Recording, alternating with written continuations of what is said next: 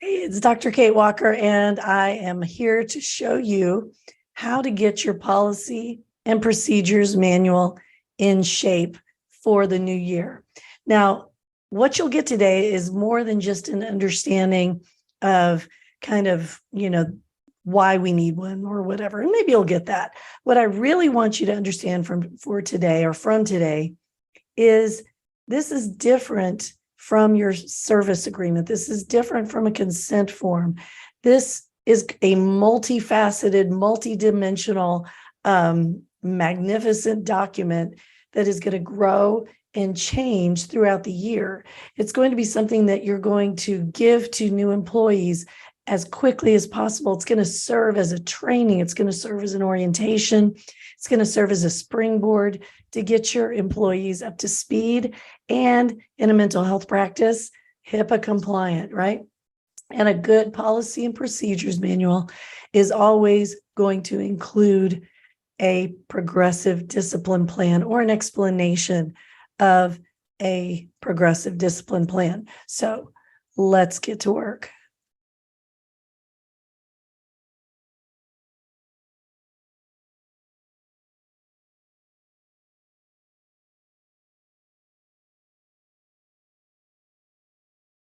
So one of the most important things I think a policy and procedures manual has to have, and you're going to think I'm silly because it's not the mission or anything like that, although that's important. It's a table of contents. And back in the day, when we would put this thing in a 3-ring binder, it was so easy to put dividers in, and we could say, okay, section 1, the organizational background, section 2, office procedures, section 3, emergency procedures, section 4, progressive discipline plan, section 5, a signature page. And then if we needed to add to those sections, it was super easy. We just open the binder, click, put in the new information, click, and hand it back to the employee, and we were good to go. Now everything's online, and you have to be like a formatting genius to be able to keep all this stuff together. But don't give up. There's a way to use live links with anchors. And I can't teach you that today, but it's definitely something to look into if you're wanting to make all of these comments, all of these sections of your beautiful table of contents, something that your future employees can just click and it goes there immediately. All right, probably the second most important thing, I believe, in a policy and procedures manual are the job descriptions. Now, how many times have you heard people say, well, that's not my job? Well, that's not, and it drives employers crazy, right? Because we're like, it's everybody's job. If you see a piece of paper on the floor, you pick it up. It's not just, the person whose desk it's under. Well, systemic thinker that I am, what I know happens there is it creates a lot of resentment in the office because your morale is only going to be as good as the employee that you let get away with the most stuff. So your job description is going to help you 2 ways. Number 1, it's going to give everybody a job so they can be held accountable. Number 2, it's going to give you stuff to evaluate.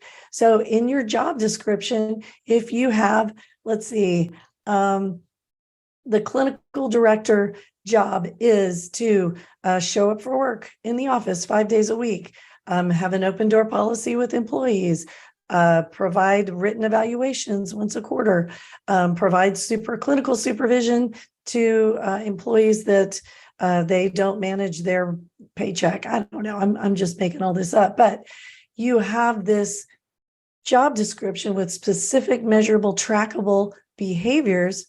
Then you can give an evaluation that makes sense when you say exceeds expectations, meets expectations, or does not meet expectations.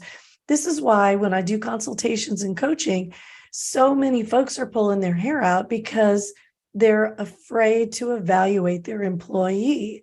Why? Because they're saying to themselves, wait a second, did I tell them that? Did I teach them that? Did I make sure that they knew that that was their job? A good policy and procedures manual takes care of all of that.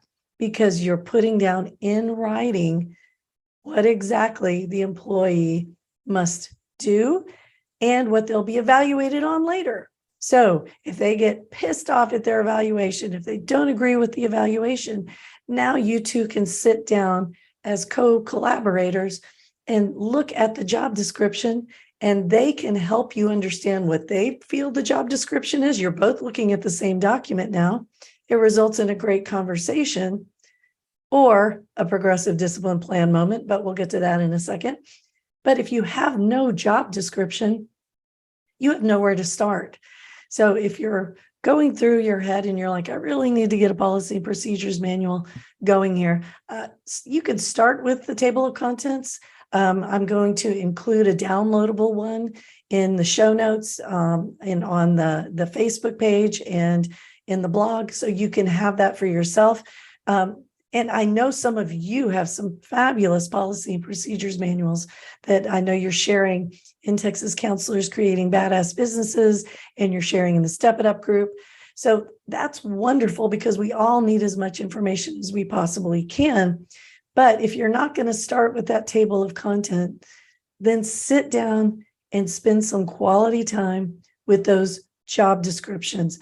Those job descriptions will save your bacon when it comes to the next part that I'm going to talk about, which is the progressive discipline plan. Yes, I know in the table of contents, there were a ton of other stuff like where to put the key and how to put the pillows back in place when you leave the office and make sure you turn the lights off. But the progressive discipline plan is what's going to help you communicate expectations and hold employees accountable, and ultimately terminate them if needed, and have defendable actions that will stand up to workforce commission scrutiny if they decide to file unemployment. So when we're looking at, and remember my caveat, I'm not that kind of doctor, and I'm certainly not an attorney. So anything you hear, please go check it out with your trusted professional. So the first part of a progressive discipline plan is going to talk about misconduct.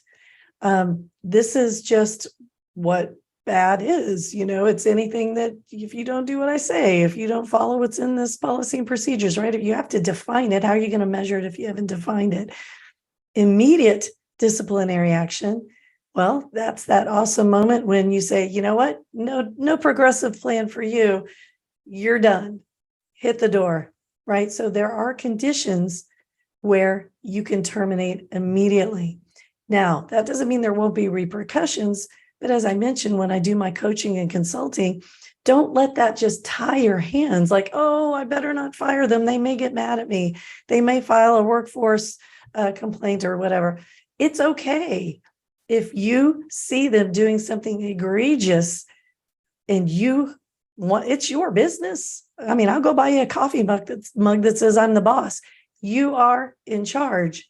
So make sure you put in your policy and procedures manual and your progressive discipline plan that there is conduct that is grounds for immediate disciplinary action.